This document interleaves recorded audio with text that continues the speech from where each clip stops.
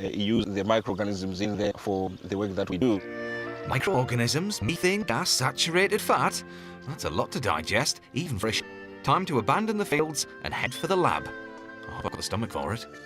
Right, let's get all the scientific gear on. And let's get testing. This is it. Francine, hello.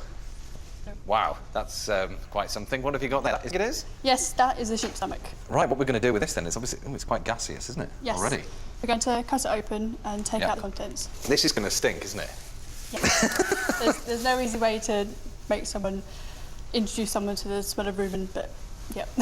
Let's just go for it, shall we? Francine's working with chlorine can reduce the harmful side effects of sheep digestion. Wow. Is that it? Yep. Goodness, it is offensive. That is absolutely...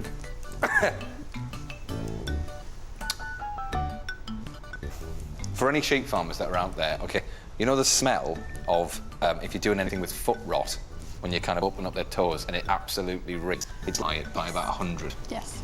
That's about where you're at. We're going to reproduce what goes on inside a sheep's stomach in a bottle. Oh, what now? Artificial saliva.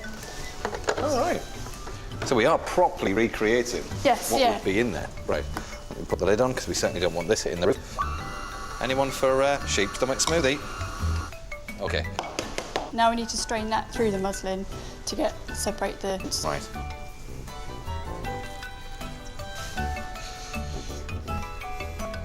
That in thousands of different microorganisms that were originally in that sheep's stomach.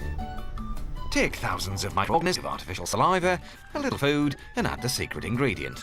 In this case, clove oil.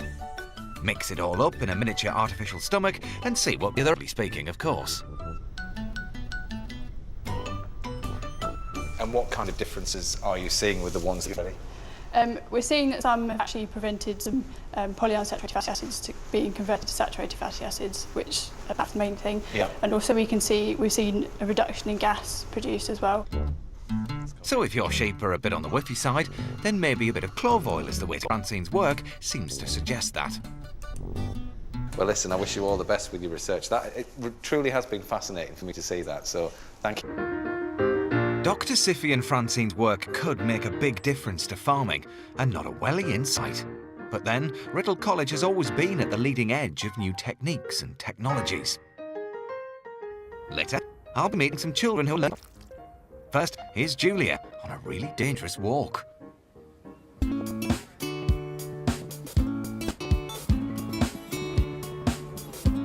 I've arrived on Foulness Island, and if you ever thought that arable farming was a tricky job, check this out. For years, the island has been used by the MOD for weapons testing. I'd have expected everybody else to move out, but they didn't. The island still has a population